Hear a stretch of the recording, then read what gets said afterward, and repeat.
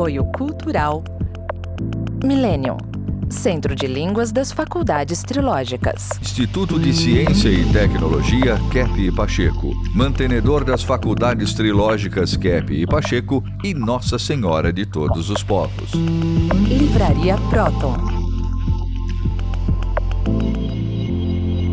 Olá, telespectadores do nosso programa Stop a Destruição do Mundo. Então, telespectadores, no programa passado, o Dr. Kepp fez referência a um grande engano de percepção que a humanidade tem quando ela está aguardando a vinda de um homem, que seria o anticristo, um ser humano, que estaria então a serviço do Satanás, do Lúcifer, e queria então vir e se opor ao cristianismo, causando grandes perturbações para a humanidade. Quando, na realidade, esse espírito do anticristo já está na Terra atuando há muito tempo. E, ao que tudo indica, a ciência do século XX, principalmente, e os campos das academias, dos estudos, todos se desenvolveram num sentido completamente anticrístico, completamente invertido. Então, quem já governa o mundo ocidental e oriental é esse espírito. E é um espírito completamente anticrístico. Então, enquanto a humanidade está esperando a vinda ainda de um ser humano, de uma pessoa, a coisa já avançou muito e é muito mais poderosa, muito mais abrangente do que uma pessoa sozinha poderia fazer. Então, estamos todos, vamos dizer, enganados aí e aceitando, indo de embrulho nessa história toda, quando na realidade o espírito do anticristo está dentro da medicina, já está instalado dentro da engenharia, dentro de todas as engenharias, dentro da física, dentro da educação, dentro das igrejas, das teologias, dentro de, enfim, medicina, tudo que o ser humano, arte, tudo que o ser humano faz hoje em dia é anticrístico. E agora essa ciência, né, trilogia analítica de Norberto Kepp, vem para abrir os olhos dos seres humanos e falar, olha, a inversão está aqui. A inversão é o pensamento anticrístico. O Lúcifer é o próprio invertido, o grande invertidão, né? E ele trouxe a inversão para a humanidade e colocou essa inversão em todos os campos. Então vivemos uma sociedade invertida que é uma sociedade anticrística. E nós temos que perceber isso, porque senão o anticristo, esse espírito que está em tudo, vai acabar destruindo o planeta, que já está bastante doente, em alto risco. Eu escrevi há bastante tempo um livro, veja o nome que eu dei no livro, A Medicina da Alma, né? A Medicina da Alma, que eu escrevi, eu trabalhava com o professor Edmundo Vasconcelos, que ele é operador, né? Que ele criou um setor aí no Hospital das Clínicas, a medicina psicossomática organicista, né? Que ele antes só estava nesse setor, depois colocou também a vida psicológica, né? E, em geral, no começo, o pessoal estranhou, né? O que é isso? A medicina da alma. Mas essa medicina da alma, quero dizer o quê, né? Que existe na vida psicológica a causa dos problemas. Então, como saber isso? Então, é só verificar o que eles chamam de pecados assim capitais, por exemplo, a soberba, né? O pior problema que o indivíduo tem e que não consegue, assim, vamos dizer, melhorar na vida se não tomar consciência é a soberba que tem. O que é a soberba, né? É o indivíduo que acha que sabe tudo, que não precisa aprender nada. Então, se ele precisa de tratamento, ele acha que não, que ele resolve, que ele sabe de tudo. Então, a soberba, vamos dizer, assim, no aspecto religioso, é o pecado assim, pior que existe, capital. Então, a soberba é quando o indivíduo se nega a conhecer, né, a causa psicológica, né? E toda doença física vem nisso que eu falei da vida psicológica, né? Praticamente da vida da alma, né? Então é a alma que está doente. Agora, houve um engano muito grande que até um famoso teólogo do passado falou sobre isso, que a alma era perfeita, né? E a alma não é perfeita, não. A alma é que se torna doente, por quê, né? Então, porque a pessoa é arrogante, é invejosa e é também uma pessoa assim, fora da realidade, achando que sabe tudo. A doutora quer falar alguma coisa? Sim, então, o que o senhor está falando, na odontologia acontece o mesmo problema de não verem a causa principal das doenças bucais, que é a psicológica, emocional. Então, cárie dentária, inflamação da gengiva, aftas, até um tipo de mau hálito, a candidíase, que chamam o sapinho, né, popularmente, o próprio bruxismo, ranger os dentes, tudo vem dos nossos problemas psicológicos, da nossa questão emocional. Como o Dr. Kepp está falando, é ligado à soberba, à raiva, inveja, angústia, ansiedade. Então, a verdadeira prevenção das doenças bucais tem que ser tratada a vida psíquica da pessoa, porque as doenças vêm da alma, como o Dr. Kepp está falando. Houve um fato interessante, né? No tempo que o Freud vivia em Viena, houve lá uma questão sobre a inveja.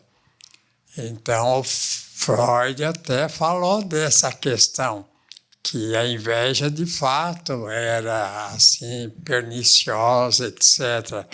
Então, Carl Gustav Jung, que era, né, psicanalista naquele tempo, então ele falou para o Freud, então o complexo de Édipo, né, não é bem assim ligado à questão de inveja, de essa questão de soberba, é uma questão mais instintiva. Então, o que é instintivo não pode estar fora da realidade, né? Porque é uma coisa que toda pessoa tem, assim, de qualquer modo, e controlando evita, né, o pior. Então, convidou Freud para deixar, né, a questão do complexo de Édipo de lado, porque o complexo de Édipo é que lidava com essa questão instintiva. O Freud falou, não, complexo de Édipo é o meu dogma fundamental. Veja aí que é interessante, né? Que, em geral, a psicanálise, seguindo Freud, ela colocou algo errôneo como se fosse o fundamento da saúde. Portanto, a questão da libido, né? Essa palavra libido foi criado pelo próprio Jung, né? Que era um psicanalista lá daquele tempo, né? Da Suíça. E a gente pode até dizer, né? Vamos dizer o seguinte, que os outros chamados pecados mortais, pecados assim da estrutura teológica, também, se forem de um nível alto ou baixo demais, assim provocando doença. Então, não só soberba, como inveja, como a ira, né? Se vocês puderem localizar aquele quadro para ver o que é a ira, né? Na concepção de um artista do Catinari. Veja lá, o indivíduo lá assim, demoníaco, né? Pegando uma lança e atirando, né?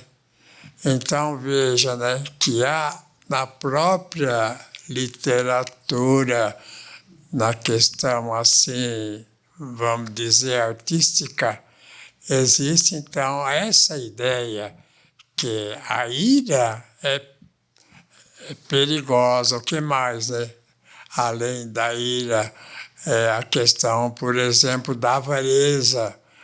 O indivíduo que quer dinheiro, dinheiro, dinheiro e coloca o dinheiro como a função principal na sua vida, substituindo, né, Deus, substituindo a parte espiritual pelo dinheiro que é material.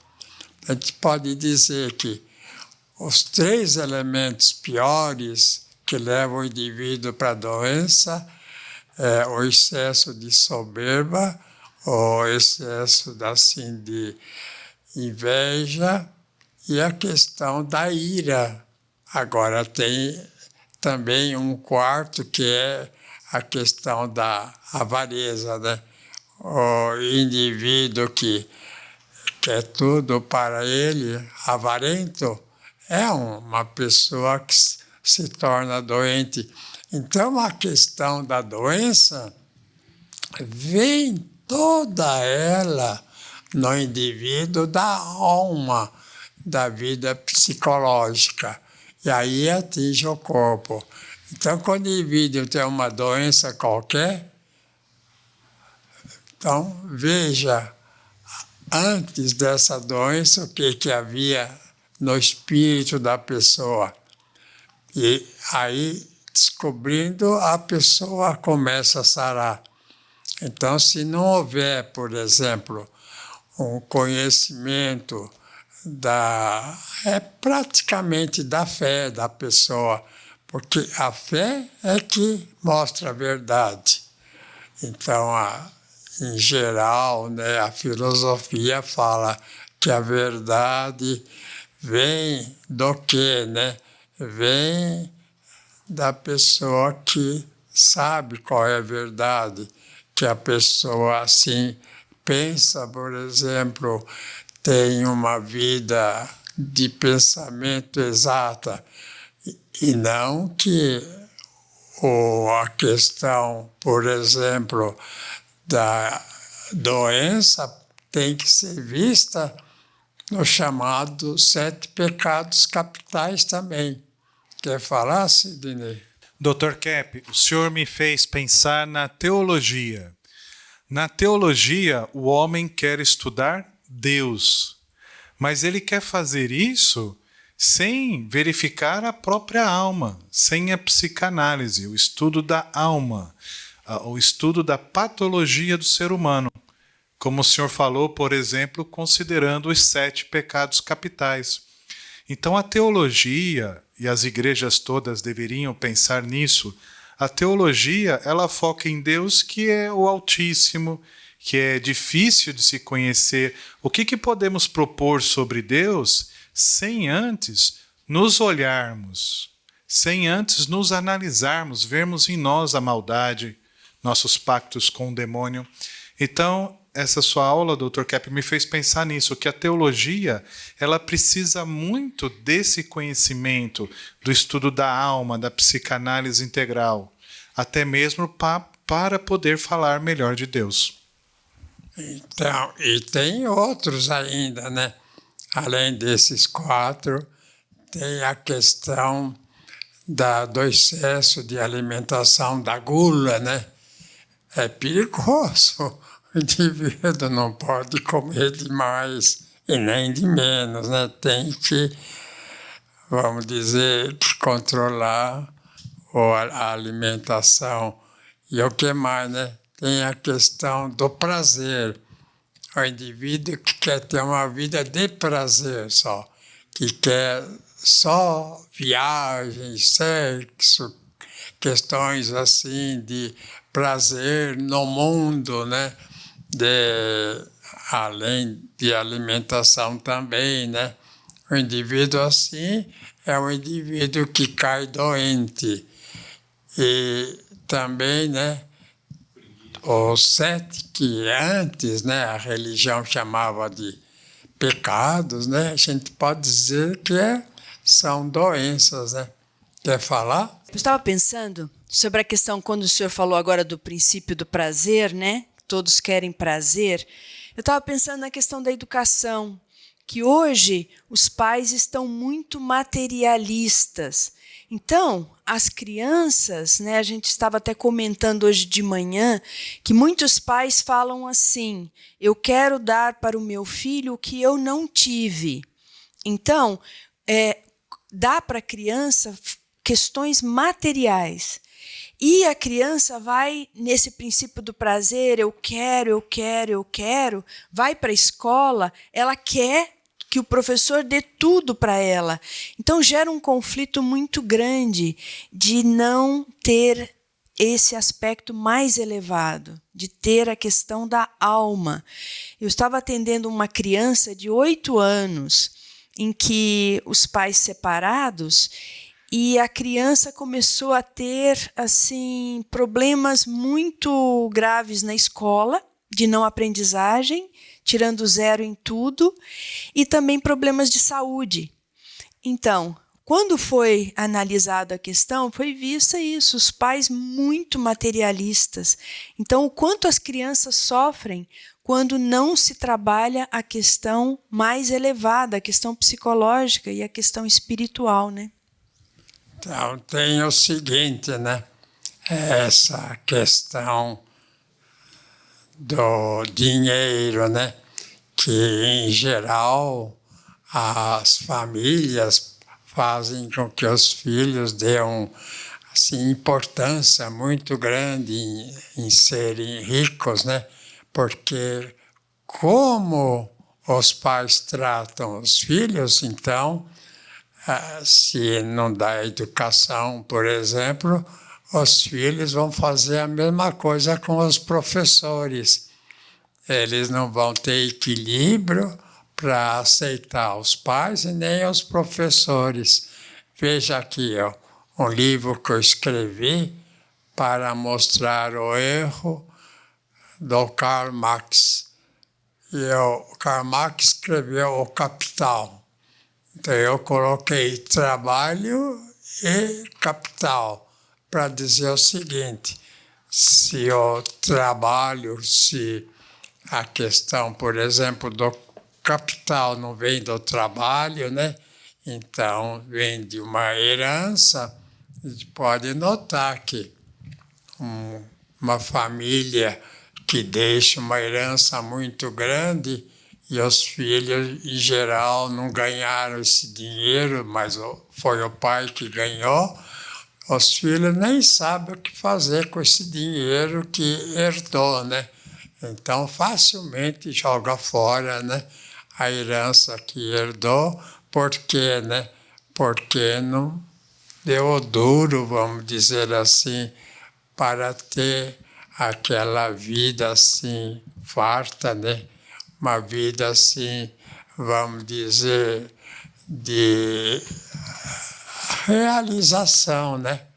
De maneira que a questão de Karl Marx, de colocar o dinheiro antes de tudo, foi o que deu, vamos dizer, aquela problemática toda no passado, né? Na Rússia, que agora corrigiu essa questão. De maneira que a gente pode dizer que os chamados pecados capitais, né? Os pecados capitais é a patologia que o indivíduo tem e que, tendo essa atitude, começa a ficar doente.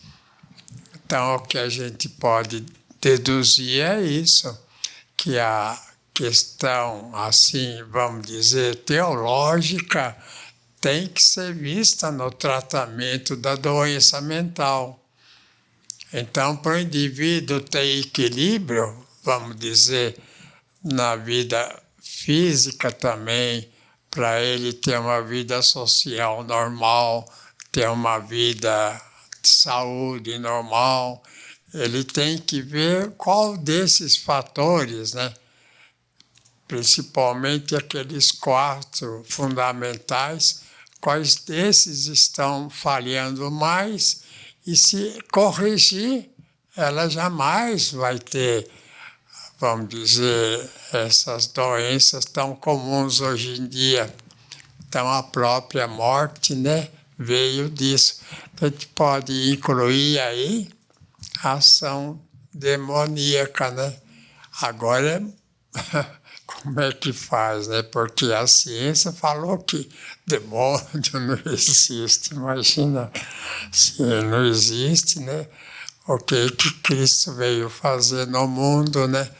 O que nós estamos fazendo aqui com esses problemas todos. Então, a gente pode até mostrar na questão do sangue, né? O que acontece, né? Veja, o sangue de uma pessoa, né?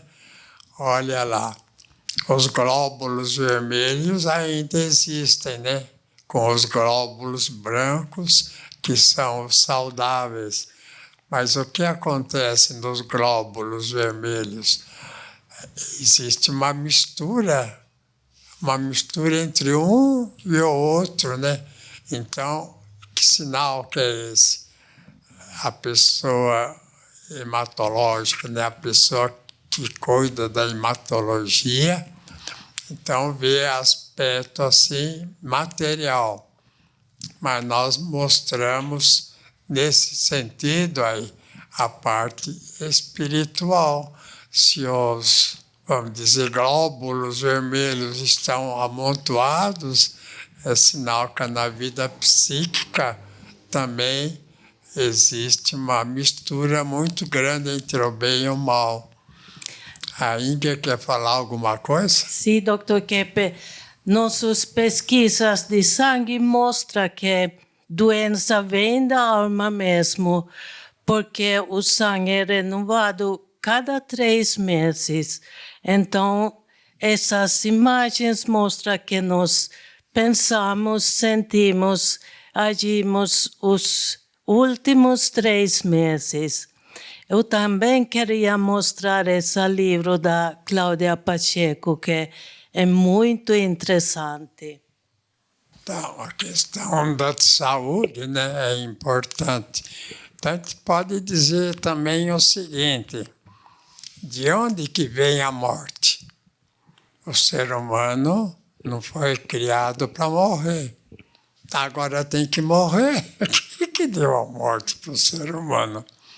A gente pode dizer é o diabo, é claro, né? Porque ele restringiu a saúde, ele colocou doença, ele colocou tudo. De onde que vem a doença, praticamente? De onde que vem? Do demônio, é claro. De onde que vem todos os vícios? É claro que é do demônio. Então, o que houve no céu foi isso. Os anjos lá não quiseram seguir Deus, né? Então, começaram a se revoltar e se tornaram demônios. E aí vieram para a Terra e o ser humano aceitou e começou a ficar doente, morrer, tudo mais. Então, todo o mal do mundo veio praticamente desses seres aí que se revoltaram e vieram aqui fazer esse trabalho praticamente de revolta também contra o bem, e aí nós ficamos doentes. Então, toda doença veio da onde? Do diabo, nesse sentido. Agora, a gente não precisa nem pensar muito nessas questões teológicas para entender isso, né? A gente precisa, claro, mas basta ver o que acontece na humanidade, que a gente vai ver muitos seres humanos que mais se assemelham a demônios do que seres humanos, infelizmente. Então, vamos retornar na próxima oportunidade, né, para falar dessa ciência trilogia analítica. Até.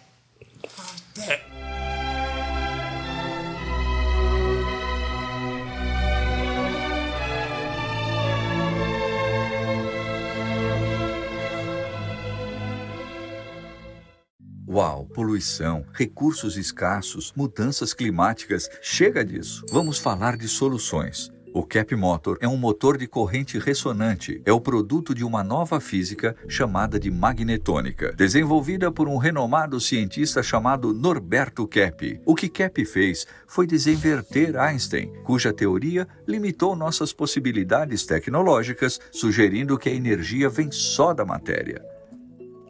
Keppe propõe que a matéria é igual a uma energia ressonante dentro do tempo e do espaço.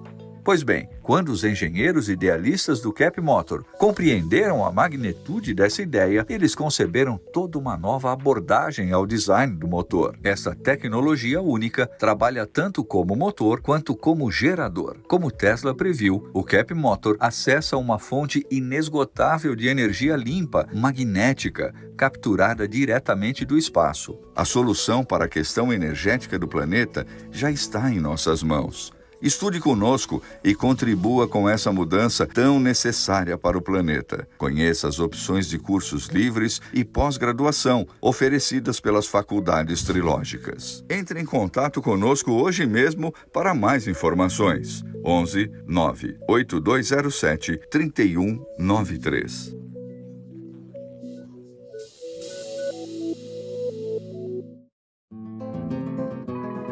Você sabe o verdadeiro significado da palavra Brasil?